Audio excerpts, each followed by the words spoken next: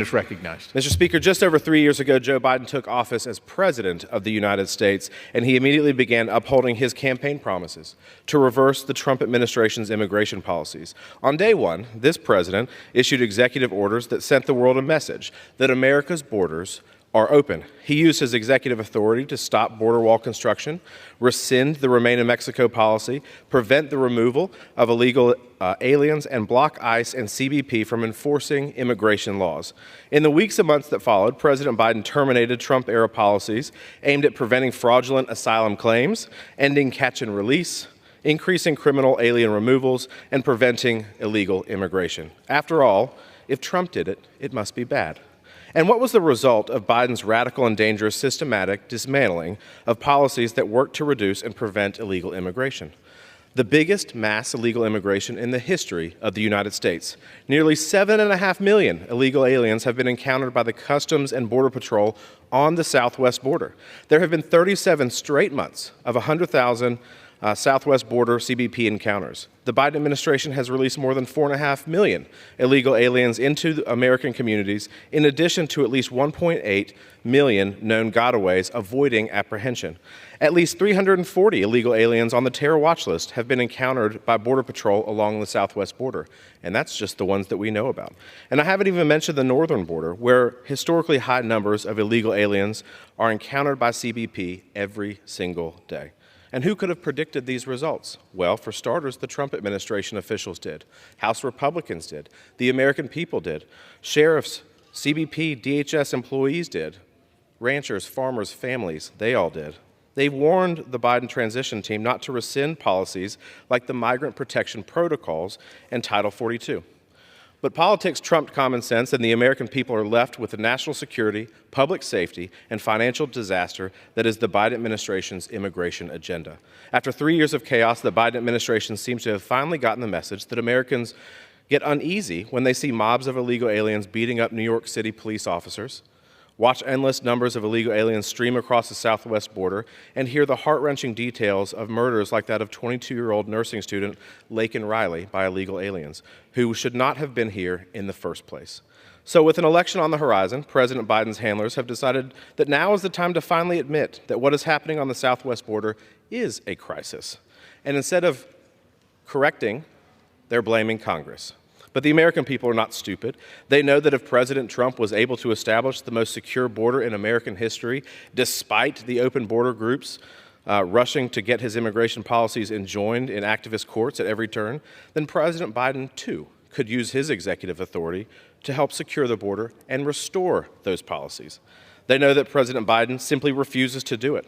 President Biden refuses to implement the migrant protection protocols, to stop abusing discretionary case-by-case and other parole authority, and to re-implement President Trump's asylum cooperative agreements so we can remove illegal aliens seeking asylum to third countries. President Biden refuses to expand the use of expedited removal, refuses to use 212F authority to suspend the entry of aliens to secure the border, and refuses to end catch and release. President Biden refuses to comply with the mandatory detention statutes of the Immigration and Nationality Act for admissible aliens, and he refuses to rein in the use of taxpayer-funded benefits for illegal aliens. This stands in stark contrast to President Trump, who only refused to give up on securing the border. To everyday Americans, the answer to the border crisis is simple: secure the border and enforce the law. That is what the Trump administration did. That is what America needs, and that is what President Biden refuses to do. House Resolution 1065 affirms that President Biden has the executive authority to help control the border, affirms that President Biden affirms that the Biden administration is refusing to use that authority, and urges President Biden to immediately begin using that executive authority, as has been done before. H.R. 2, the Secure the Border Act, passed this House last spring and would enhance our current law and help ensure the border is controlled. Senate Democrats have refused to bring that bill to the Senate floor for almost a year now. In the meantime, and while we wait, President Biden should use his executive authority to ensure the national security and public safety of Americans is paramount. He should use it to secure our border, and he should do so today. I reserve the balance of my time. The gentleman from South Carolina reserves. The lady from Washington is recognized. Thank you, Mr. Speaker. I yield myself such time as I may consume. Without objection. Mr. Speaker, for the second time in less than 2 months, with another shutdown looming, we are wasting our time on a meaningless immigration resolution full of empty rhetoric whose sole purpose seems to be to justify Republicans' lack of desire to address solutions for our broken immigration system. How did we get here, Mr. Speaker? Earlier this Congress, House Republicans passed their cruel, inhumane, and unworkable border bill, H.R. 2. Now, Republicans continue to say that H.R. 2 is the only way to secure the border, and they continue to say that Democrats have refused to bring H.R. 2 up in the Senate, but in fact, that bill has since failed twice to pass the United States Senate, receiving just 32 votes a few weeks ago. That means there's a lot of Republicans over there in the Senate who didn't vote for H.R. 2. And then, after insisting that the only way to address the border was through harsh border security legislation and holding Ukraine aid hostage, Republicans even managed to get some Democrats to agree to a border bill in the Senate that was written largely by the Senate's second most conservative Republican senator, a bill that Minority Leader Mitch McConnell called the toughest border bill in 30 years. But what happened to that bill? Donald Trump said he didn't want to do anything to help the border in an election year because he wants immigration to be out there as a campaign issue. Other Republicans said it out loud as well, saying they didn't want to do, quote, too damn much to help a Democrat, end quote. Folding to the cult of Donald Trump, and just hours after the 370-page text of the bill was released, Speaker Johnson declared the bill, quote, dead on arrival in the House. The rank and file fell in line, and the Senate bill died before the metaphorical ink was even dry. Republicans have showed clearly what we Democrats have been saying over and over again, that they don't want to do anything that would help address the issues that we face of a broken immigration system. Instead of solving the problem, my colleagues on the other side want to continue to weaponize the border as a political issue for this election year. The truth, Mr. Chairman, is that the situation at the border is directly linked to the fact that our legal immigration system has been left in chaos because it has not been modernized in 30 years to meet the needs of our country, our economy, and our families. When the legal process is so backed up that it takes decades for legal residents to get their children into the country, or when employers simply can't get people they need to hire approved because there's a backlog of 2 million people that haven't been processed, or when we have so few immigration judges that asylum seekers wait over 8 years to get their cases heard, well, then people give in to unscrupulous actors, including the cartels, who promise them that if they pay them a boatload of money, they can get them in by going to the border. Until you fix the legal immigration system so that it works and you update the caps and the quotas, you will continue to see large numbers of migrants at the border. You cannot fix the border without fixing the underlying system. And you certainly cannot fix it with only harsh immigration policy. Speaker Johnson and others have been caught in their own trap. They refuse to give President Biden the resources that we need to process people more quickly. They voted against more money to secure the border with more technology and equipment that Border Patrol agents have told us that they need. They even voted against more money for more agents at the border. And to hide their hypocrisy, they're now claiming that the president can just, quote, secure the border through harsh executive actions alone. No action by Congress necessary. Today's resolution is just another ham-fisted attempt to weaponize the issue of the border, and it's filled with misinformation. The resolution alleges that the Biden administration is not removing people fast enough. Yet in the 8 months since ending Title 42, this administration has removed or returned, despite some of our due process concerns, this administration has removed or returned over 500,000 people, roughly equivalent to the number of people removed and returned by the Trump administration in all of fiscal year 2019. The resolution states that the administration, quote, could comply with the mandatory detention statutes of the Immigration and Nationality Act, which no administration, including the Trump administration, has ever complied with, because no Congress has ever appropriated the extraordinary levels of funding that such compliance would require. The resolution complains that the president isn't using the suspension of entry authority in Section 212F of the INA. But Republicans want to forget that President Trump tried to do exactly that in November of 2018, and he was stopped by the courts. Even the Supreme Court refused to intervene and lift the lower court injunction. Enforcement-only policies do not stop people from crossing the border. In fact, when former President Trump implemented the Remain in Mexico policy early in 2019, that summer, we saw some of the highest levels of migration of the entire Trump administration. And when President Trump used Title 42 to turn back all border crossers, encounters between the ports of entry actually shot up, not down. Cartels made money hand over fist by providing people with multiple entry attempt packages. One individual was apprehended over 40 times alone, just one individual. In fact, from February 1st of 2017 to December 31st of 2020, the duration of Donald Trump's presidency, illegal border crossings went up by over 300%. People do not make the arduous, dangerous journey here on a whim. They do it because they're often fleeing for their lives or they're desperate to escape an unlivable situation in their home country. And because of that, they will continue to come no matter how many draconian policies they may have to face once they arrive. But the way we can deal with that is to have a system that actually works inside the United States, legal pathways for people to come to this country. The way to fix the border is to modernize our current immigration system so that it works to provide people with different opportunities and abilities to apply, to be with their families, or to come here and work, or to flee war or torture, and have their applications and claims processed in a timely way. We have already seen that when we provide workable ways for people to seek entry and refuge, they will use them, and encounters between ports of entry fall dramatically.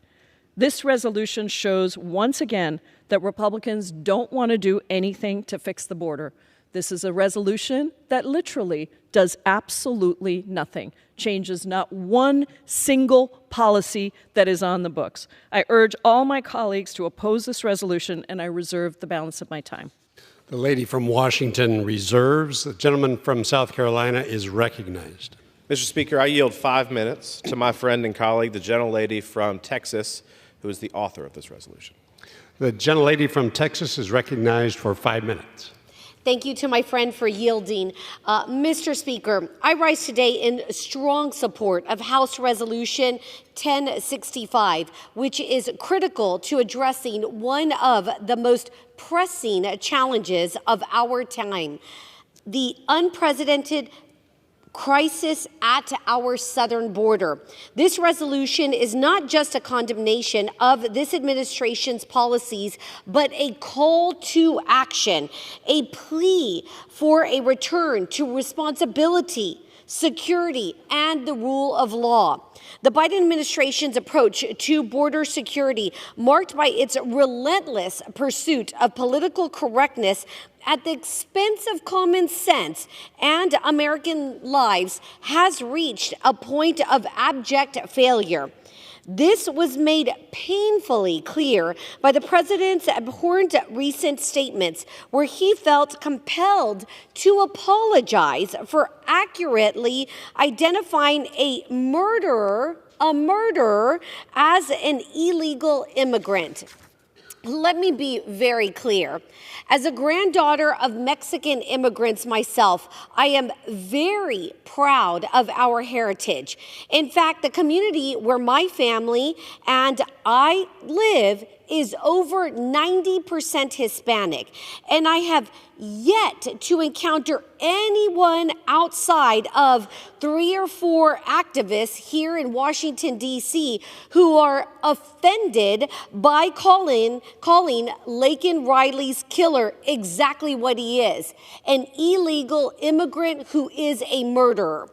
In fact, where I'm from, being called an illegal immigrant is perhaps the kindest thing we would say about such a despicable individual who is a murderer. The outrage seems reserved for those who are out of touch with the realities of everyday Americans, including the vast majority of Hispanics who are sick and tired of extremists using our culture as a shield for their radical open borders agenda. President Biden's apology is emblematic of a broader issue. Our border policy, just like everything else with this administration, is not dictated by the needs of Americans, but by the whims of D.C. insiders and the elitists who just don't care about working Americans. Their policies have jeopardized the safety and well-being of both American families and the migrants and children who are being exploited by the ruthless cartels. This resolution once again brings to light the harrowing reality that under President Biden and Secretary Mayorkas' watch, our nation has witnessed the worst border crisis in American history. The resolution is clear on its demands.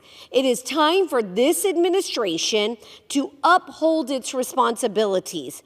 We must initiate asylum cooperative agreements with safer partner countries, employ expedite removal authority judiciously, and ensure that those not admissible are detained as federal law requires. This is not merely a question of immigration policy, but of national security, public safety, and basic human dignity. I respectfully implore my colleagues on both sides of the aisle to support House Resolution 1065. Let us send a resounding message to the safety and security of American citizens that the safety and security of American citizens are non-negotiable. We deserve a sensible, secure, and humane immigration system. For the sake of our nation, for the protection of our citizens, and the integrity of our borders, I urge you to support this resolution. Thank you. I yield back. The lady yields back. The gentleman from South Carolina is recognized. Reserve the balance of my time. Gentleman reserves. The lady from Washington is recognized. Thank you, Mr. Speaker. I would just remind my colleagues that no president has ever been able to detain everybody that is required by law because we have never appropriated that amount of money. Now it's my great pleasure to yield 2 minutes to the gentlewoman from New York, Representative Velasquez. The chair recognizes the lady from New York for 2 minutes. Thank you, and thank you, the gentle lady, for yielding.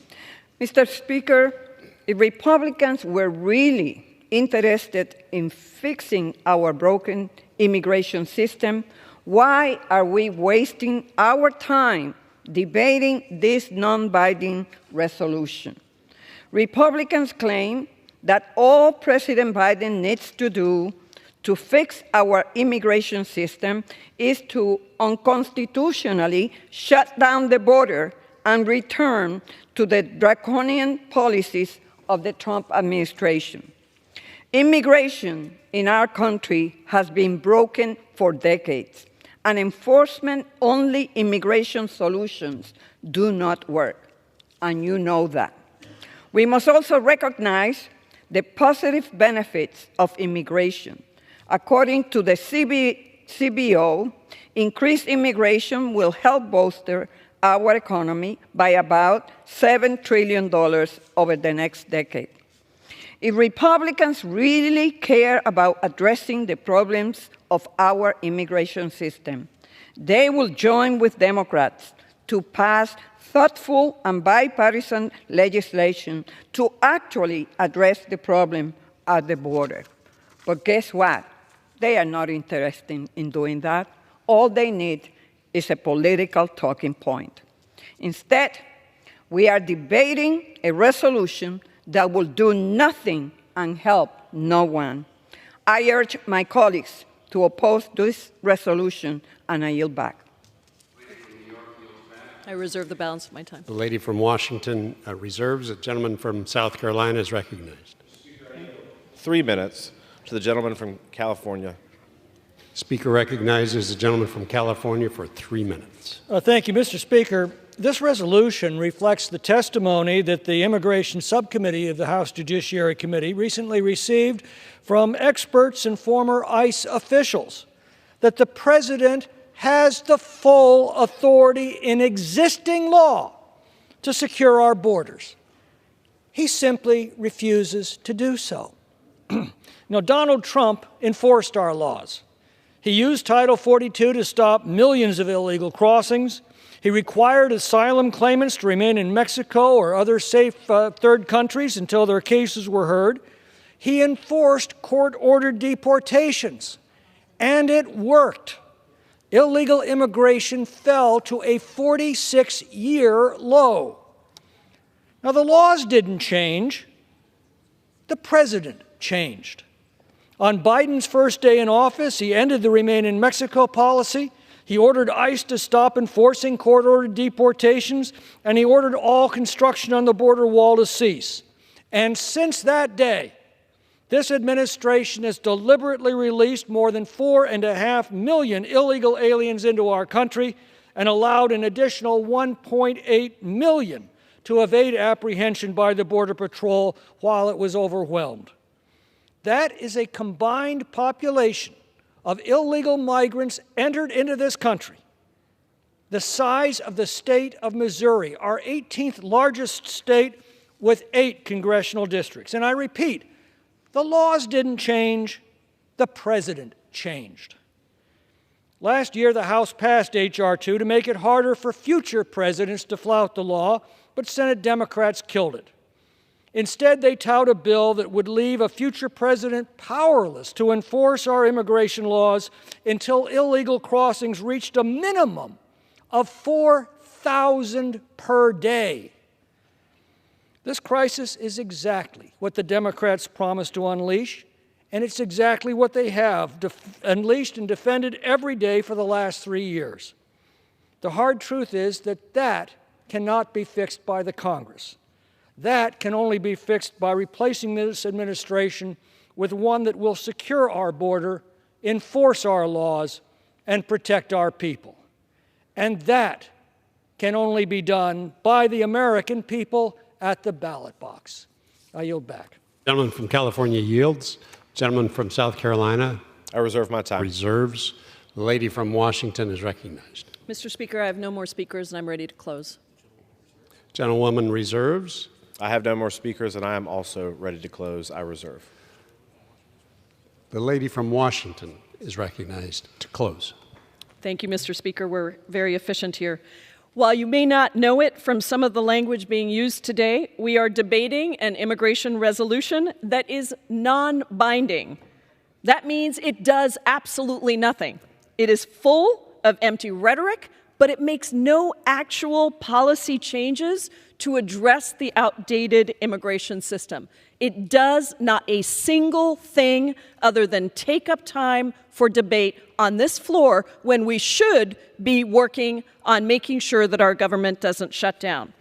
Rather than debating the meaningless resolutions, we should be exploring how to meaningfully reform the broken immigration system to expand lawful immigration to the United States, given the documented benefits that it brings.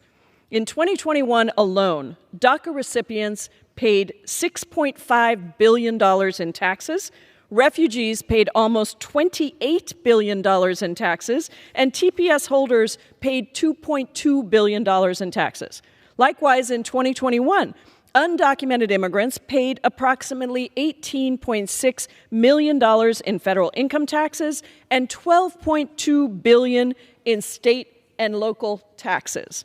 Recently, the Department of Health and Human Services released a study demonstrating that refugees and asylees generated $124 billion in fiscal benefits over 15 years. And the Congressional Budget Office, a nonpartisan entity, recently released a report finding that recent immigrants who joined the workforce will add $1 trillion in revenue to our country's GDP between 2023 and 2034, and $7 trillion overall to our GDP. It's also estimated that putting undocumented immigrants on a roadmap to citizenship would not only increase U.S. GDP by $1.7 trillion over the next decade, that action would also raise wages for all Americans and create hundreds of thousands of new jobs. Unfortunately, Republicans talk a big game when it comes to immigration and border security. But instead of trying to pass thoughtful and bipartisan legislation to address the problems in our immigration system, we are wasting our time on resolutions like the one before us today. It cannot be clearer. Republicans are simply not interested in solutions. And before I yield back, let me yield 1 minute to the chair of the Congressional Hispanic Caucus, Representative Nanette Barragan from California. Three minutes. For 3 minutes. Thank you, Mr. Chair, and thank you, Congresswoman Jayapal, for being a leader in this space. I rise today to oppose yet another anti-immigrant resolution from House Republicans. It's Republicans who refuse to vote for additional resources to address challenges at the southern border and instead spend their time on empty messaging resolutions such as this. Worse yet, they continue to lie. Just take a look at the resolution. This resolution says the Biden administration suspended and terminated asylum cooperative agreements with El Salvador, Guatemala, and Honduras, established by the previous administration. The fact is, 2 of these agreements were never implemented by the previous administration, and one was paused at the start of COVID, the pandemic. The resolution says the Biden administration has refused to use its authority to detain inadmissible migrants. The resolution claims the Biden administration is intentionally not enforcing the mandatory detention requirements of the Immigration and Nationality Act.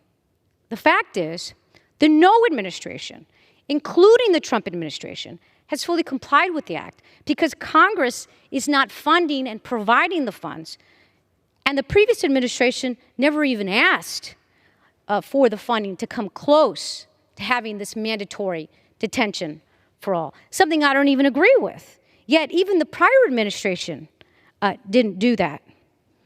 Now, this administration, the Biden administration, is actually detaining migrants. The fact is, the Biden administration is detaining approximately 39,000 inadmissible migrants. The resolution also says the Biden administration has the authority to use expedited removal and is refusing to use expedited removal. Again, that's not true. Let's look at the facts. The Biden administration has expanded expedited removal to remove hundreds of thousands of people. My point today is, this just goes to show you Republicans are not serious about the border. If they were serious, they would stick to the facts and they would stick to solutions. This bill, this resolution is not about solutions. It is all about politics. They have consistently opposed legislation to increase funding to address the needs of the southern border. It is Republicans who refuse to consider President Biden's $13.6 billion funding at the border. Let me talk about some of what's in that. Republicans refused to give $850 million to combat fentanyl from crossing the southern border. It's Republicans who refuse to consider $723 million to hire additional Customs and Border Protection officers and Border Patrol agents. And Republicans even refused $1 billion for ICE detention beds. 1 more minute. The lady from California gets 1 more minute. And Republicans refused even to consider $1 billion in ICE detention beds, something I don't even agree with. And refused for money to put new fentanyl detection technology for ports of entries. Yet it's Republicans who have said no to all of this. Then the Biden administration helped craft a punitive, conservative, bipartisan Senate immigration bill that I didn't even support. House Republicans, they said no before the ink was dried. Why? Because Donald Trump called and said, don't consider it. We don't want to do anything at all. I need a campaign issue. That's what this is about. Time and time again, Republicans have had a chance to do something. They failed to act every time. They misled, they fear-mongered, they demonized immigrants, and tried to convince the American people that they're not responsible for their own failures to act. Democrats should reject these tactics and this dishonest resolution. I urge my colleagues to vote no, and I yield back from to Ms. California's Jayapal. time has expired. Thank you. The lady from Washington is recognized. I thank the gentlewoman, and I yield back the balance of my time. Gentlelady from Washington yields. Gentleman from South Carolina is recognized. Thank you, Mr. Speaker. I'm prepared to close. You know, unfortunately, I think my colleagues on the other side suffer from a little bit of amnesia because just as quickly as these Border Patrol policies were taken away with the stroke of a pen at the start of this administration, the purpose of this resolution is to remind our president, who seems to have forgotten, that he has every authority to put back the policies that worked in the first place with that same stroke of a pen. There are steps today that this administration could unilaterally do, including ending catch and release, reinstating the migrant protection protocols, entering back into asylum cooperative agreements with Latin American countries, ending abuses of parole authority, detaining inadmissible aliens, using expedited removal authority, and reining in taxpayer-funded benefits for illegal aliens. The Biden administration single-handedly created this crisis at the southern border, and they can end it with the stroke of a pen. This resolution calls out these numerous actions the Biden administration has taken to systematically open up our borders, and I strongly urge my colleagues to support House Resolution 1065. I yield the balance of my time. Gentleman from South Carolina.